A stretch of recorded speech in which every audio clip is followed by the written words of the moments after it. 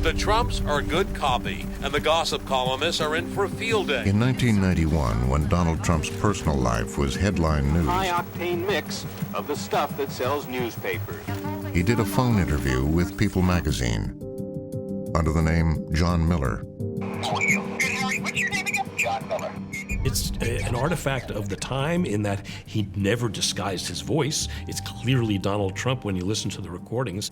Have you met him? He's a good guy, and he's going to always treat her well as he treated his wife well. I mean, This was his way of pulling himself out of himself and touting himself to reporters in a way that even Donald Trump, with all his unbridled ego, couldn't bring himself to do.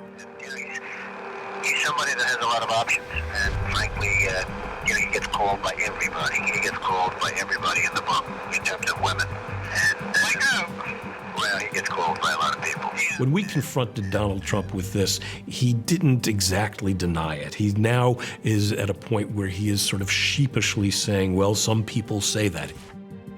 It wasn't the first time Trump had used a pseudonym.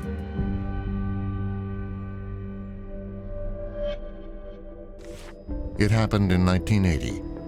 Donald Trump was looking to make his mark in Manhattan real estate. And Donald came upon this site which had the Bonwood Teller building on it. It was kind of a landmark building. It was next door to Tiffany's. He loved it. It was to be called Trump Tower, 58 stories of high-end retail and high-priced condominiums. But before he could begin construction, Trump had vowed to preserve two valuable sculptures. And these were absolutely beautiful Art Deco sculptures that had been promised to the Metropolitan Museum.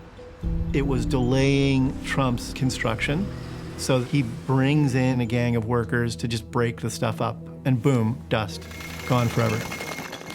The press was all over him. Trump suffers a major hit in his reputation in New York because people see this as an act of vandalism. And everyone came down on his head. He was in a lot of trouble in the city. He was in the headlines every day. Donald Trump went underground. Repeated efforts over the last 3 days to reach Mr. Trump have been unavailing. But the press would hear from John Barron. John Barron, a vice president of the Trump Organization, said 3 independent appraisals of the sculptures had found them to be without artistic merit. There was a Trump spokesman, John Barron, who called the press and explained why these things couldn't be preserved. John Barron said the merit of these stones was not great enough to justify the effort to save them. And it was his first employment of this fake persona.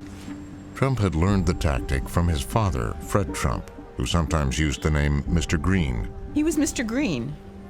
Fred was, when he called up and asked questions. He said, "This is Mr. Green." And Donald was later John Barron. I don't think Donald was necessarily evasive with the press when he used his alter ego, John Barron. I think it gave him the opportunity to say things that he couldn't say as Donald Trump. John Barron helped take the heat off Trump. The media moved on, and Trump Tower became his most iconic property. He saw this as a crowning achievement, and he was willing to take the PR hit because ultimately Trump Tower would be this great monument to himself. For Donald Trump, the experience would shape his dealings with the news media for decades to come. He doesn't care. He simply doesn't care.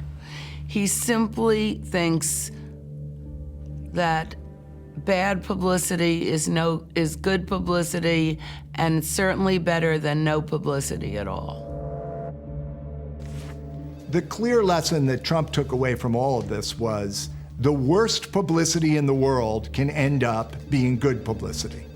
Meaning, yeah, people said terrible things about me, but they sure know who I am, and a month later or 3 months later, they don't remember what it was they didn't like about you, they just remember they know your name.